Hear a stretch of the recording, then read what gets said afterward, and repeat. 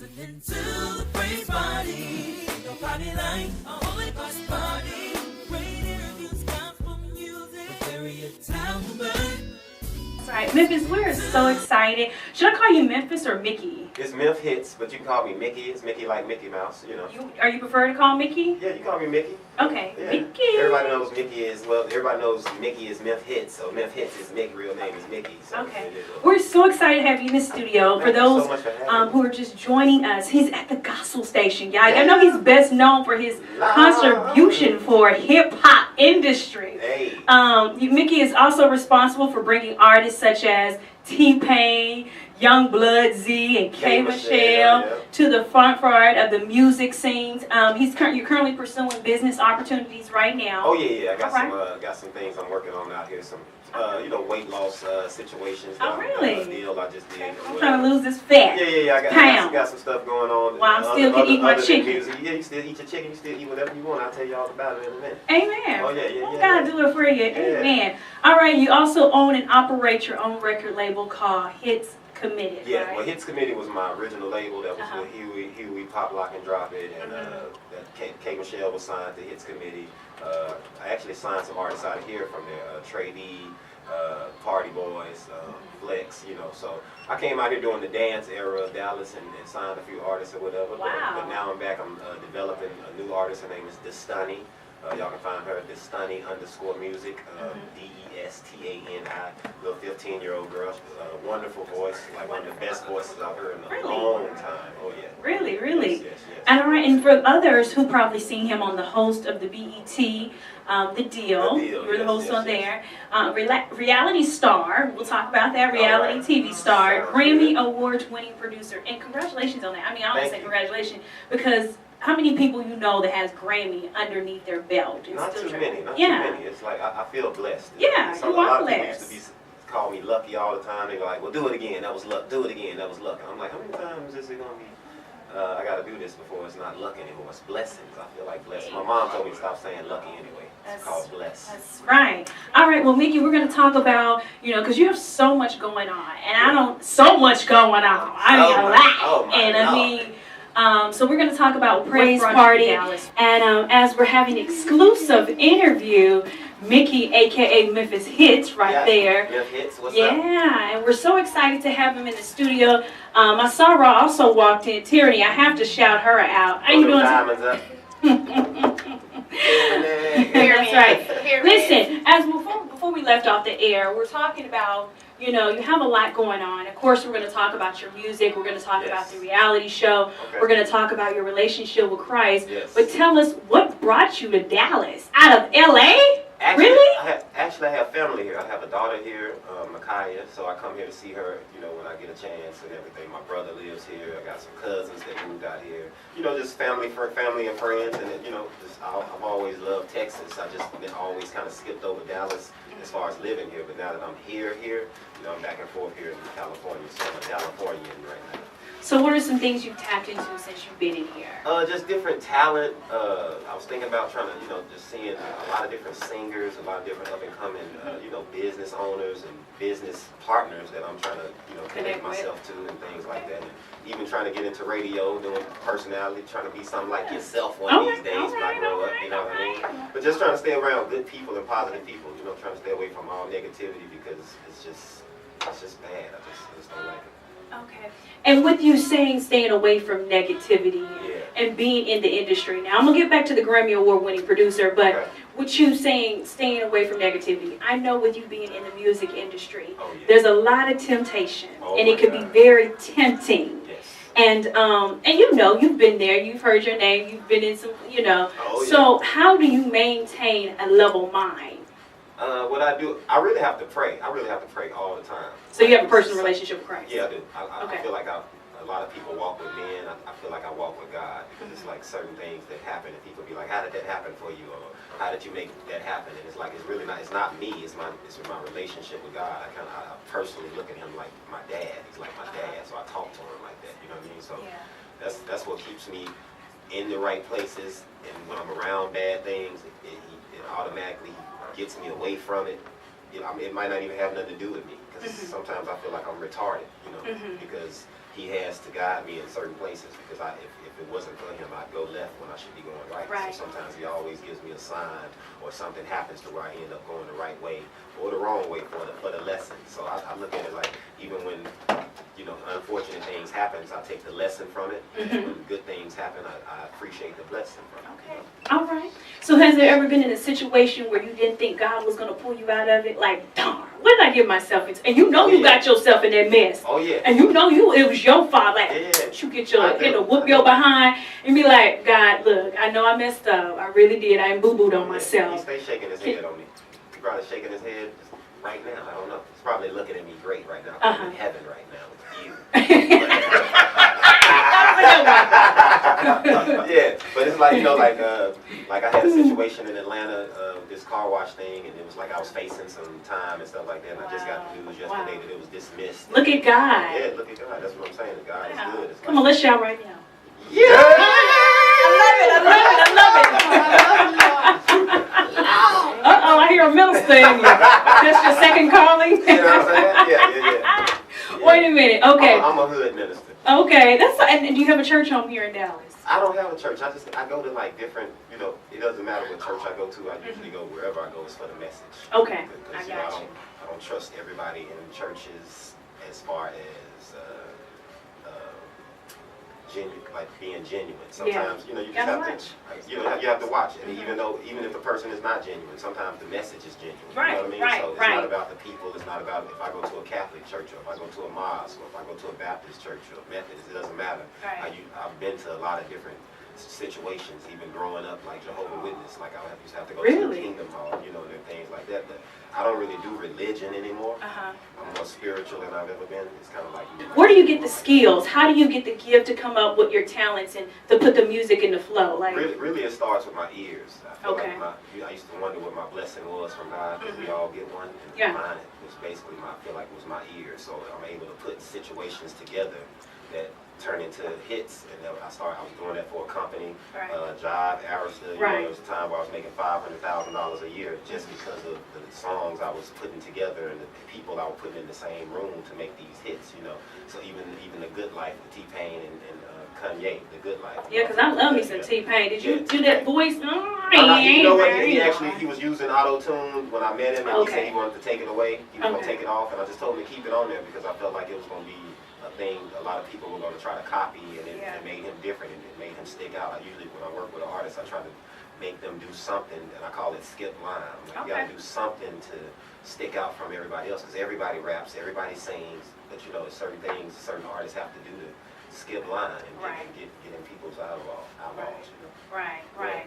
Okay, so we're talking about music. You're saying you're working on some projects here in Dallas. Yes. So if we have some gospel up-and-coming artists, can you connect with that? They're more like hip-hop flavor. I do. You know? I would love to. Would you work with a gospel hip-hop flavor? Of course. Even when I was working at Jive, we were Verity. You know, I heard that church folk. You heard the saints. Amen. Yeah, so it's kind of like, you know, even this girl Destiny I'm talking about, she has a gospel voice. Really? Okay. When I was working with K. Michelle, she had a gospel voice. So it's kind of like, I like to hear voices. Even R. Kelly, he has a gospel voice. He does. I believe I can fly again. He does, but I heard him sang in front of me one time. We was just at this party. It just sounded like it was from heaven. Like nobody sings like that. So when I hear voices like that, I feel like nobody gave you that voice but God. I love working with artists like that. Okay. You know, because some people, you know, got showers. They can sing in the shower, but you know, because the acoustics and things like that are good. But they don't have that anytime, anywhere. They can just belt out, and it's coming from somewhere it has to be heavenly. It has to be from God. Reality TV. Let's talk about reality TV. Because you're putting your whole life out there. You're putting all your business out there. Yeah, I mean, everybody judging, Christians, non-Christians, the saints and the ain'ts. So you have everybody looking at your life right now. Yes. And first of all, were you normal? Did you just be yourself, or were you uptight a little bit, or you know? Reality was different than when I had my TV show, The Deal. That was me. But it was Memphitz. It was like, you know, I knew what artists I was talking to. I knew what artists I was going to introduce. I knew what videos we were going to go to. I had cue cards. You know, I know what to do. It's my personality.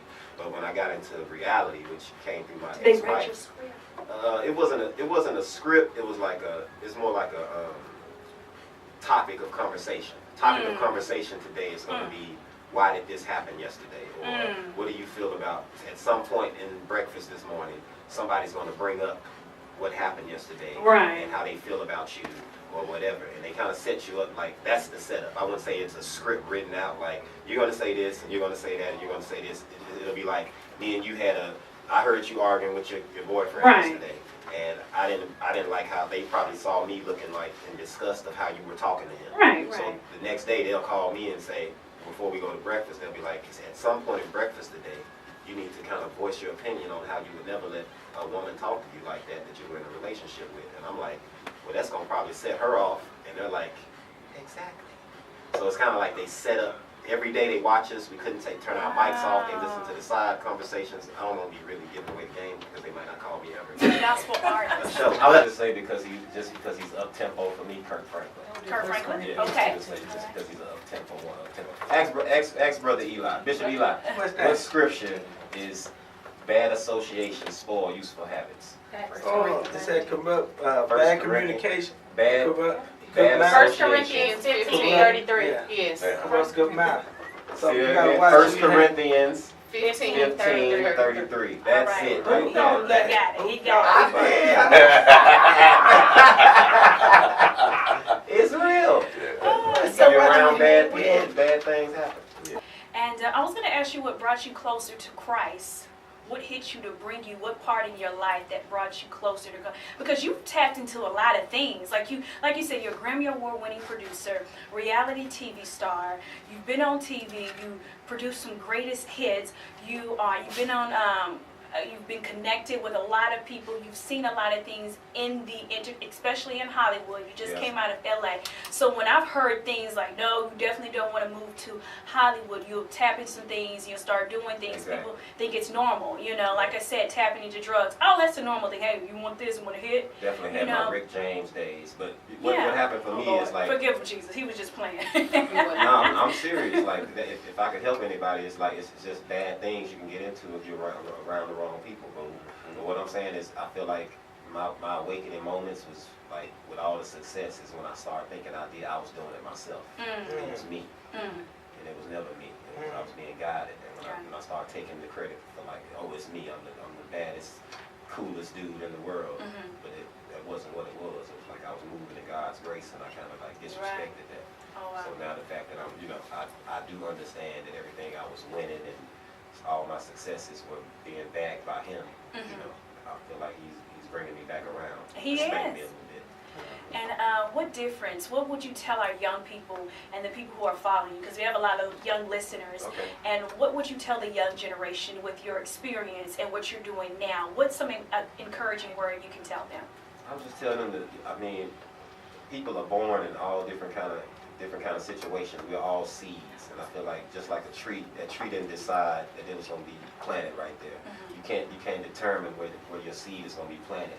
You can't determine who your parents are going to be. You had nothing to do with that, because God, you had nothing to do with your skin color. You had nothing to do with the way you talk, the successes you have, because God didn't need your opinion. He knows who you are. He knows why He planted you, where He planted you. So appreciate everything you're going through, because it's a part of who you're going to become. Okay. Besides the music, what else is new for you? I'm just kind of like living the single life right now. Not particularly that I like the single life, but I'm just kind of like, I'm getting back into myself and remembering why I do what I do. You know what I mean? And why am I doing it instead of just doing things? Now I'm starting to wonder why I'm doing something, or why am I dealing with this person. I got questions now. I used to just run in the fire without no questions of why I was running into it. It's like I have questions now, and I feel like you're supposed to have questions. You're supposed to question everything. That's what I do. I question everything.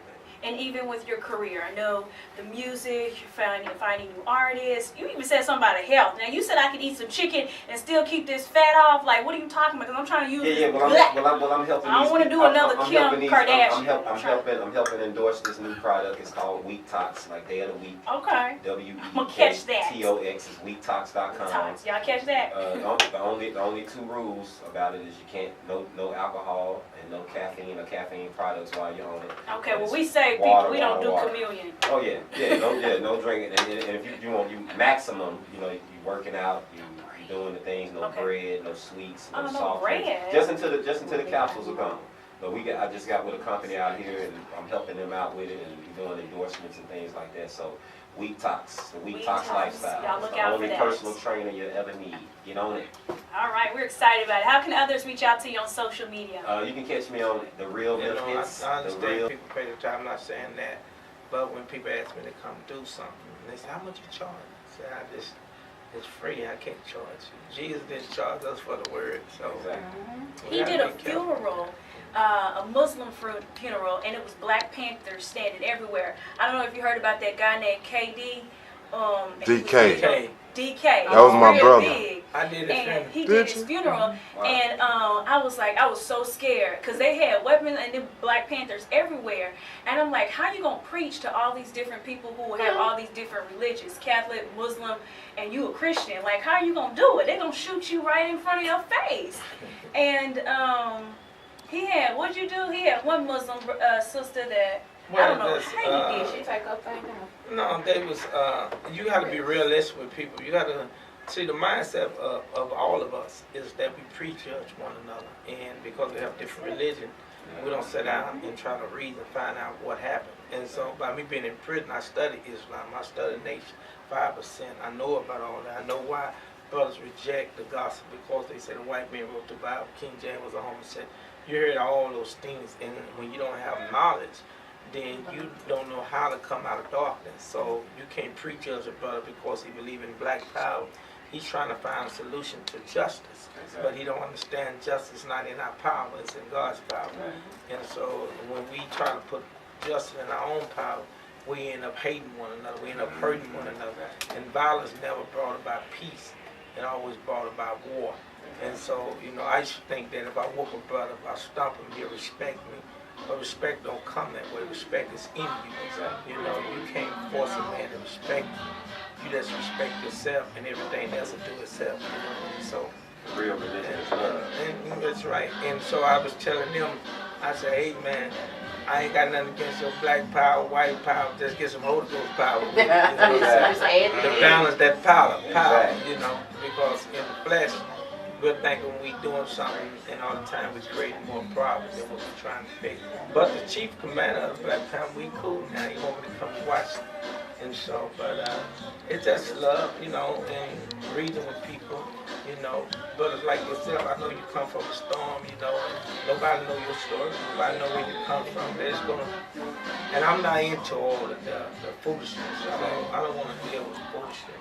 If I want to connect with you, it's because I love you. You're my brother. I'm gonna die with you, you know. And that's what I believe. But some of us, we do things different. And I'm not loved by everybody. I'm not trying to be loved by everybody. Exactly. He known for his what was talking about? Nigga was ex-gangster. So, I mean, he still got Negroes in the streets, sorry. She stuck it in. She's slick. She was like, nigga. Bishop, you still got Negroes in the street. Look, Bishop, man, I respect you, man. Bishop, Put that away. You got For real. Wait, man, here come Bishop. Hey, Bishop! I'm like, you still get respect? They still respect you like that? Because your calling came later, but you already had respect from the people that you were gonna have to go back to. That's right. So God gave him that respect. He gave it to you before you even knew you were gonna That's get it. right. Now I'm not gonna preach it. I'm just recognizing. The biggest drug dealer in America, supposed to be up here, and Curtis Blow, you know, that's well known in Dallas. If you're from the street, you done heard of Curtis Blow. Yeah, I know And he's under my ministry. And so, but people, they can kind of feel realness. It's about just letting folks know, hey man, I want to know where you at. I'm not trying to act like I'm better than you, bigger than you. We're all in the struggle. We're all trying to make some, you know, different in life. But the real unity and power is when we can come together on a real level that's never been heard of, you know. And I'm your true brother. I'm your brother from the Lord. I ain't your brother from your color. I'm your brother from the Lord. And when we can do that, then people want to grab to something that's real. Everybody looking for some hope out. Everybody looking for love. Everybody looking for a way out. And now, no disrespect to pastors, we got to get out of this cell. It ain't about us. You know, I respect two brothers, Martin Luther King and Malcolm X. They lay down their lives for the struggle. These brothers ain't laying out their lives. They want you to support them. We're supposed to serve the people. And tell you people what ain't supposed to serve us. us. And so, but when people see that, then we change the mindset of the people. Wow. Wow, you know what? It's no reason. I mean, I'm not here for no purpose. And you guys are all messing me up today. But wow, when you guys talk about Martin Luther King, that's like completely my lane. He's a true prophet, man. Him and God balanced. I told somebody, he said, well, Malcolm X was, Martin Luther King was weak. I said, no, it was. He was playing with the people that had compassion. He was connecting with the people that had compassion. Malcolm X was connecting with the people that don't have compassion. So God give them balance. Because some people gonna say, hey, we don't care about y'all crime, we still gonna keep. And Malcolm X say, well, you take 1 hour, we gonna take 5 of y'all. So we can do it with class, or we can do it like a gangster. So which one y'all want? So I feel like God the same way. You got God, all God angels ain't nice. That's right. And so God had to put people in places to give us the ability to have freedom like we have today. And that's what it is. That's why we're free, because those two men came in and laid down their lives. And I believe that we should lay down our lives. If you ain't willing to die for what you believe in, then you're not real about what you say. Wow, boss, I like Yeah, I that. gotta come visit his church. I like that. This bishop can preach. When I say he be preaching, breaking down the word. Where's your church at? It's in Dallas. We're in the hood. Like where? In Oak Cliff, off of City Crest and Keys. What's the name of And it? Keys? Arbach. Arbach?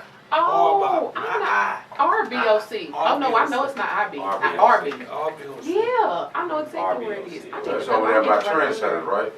The car place, It's Trendsetters. right there, like. I'll give you the address. All right, Okay. there. Cause he be having church. When I say he be talking about, you got people looking like Hercules, but act sounding like Becky. I mean, he be preaching like he just be preaching. You're listening to the Praise Party. Your party like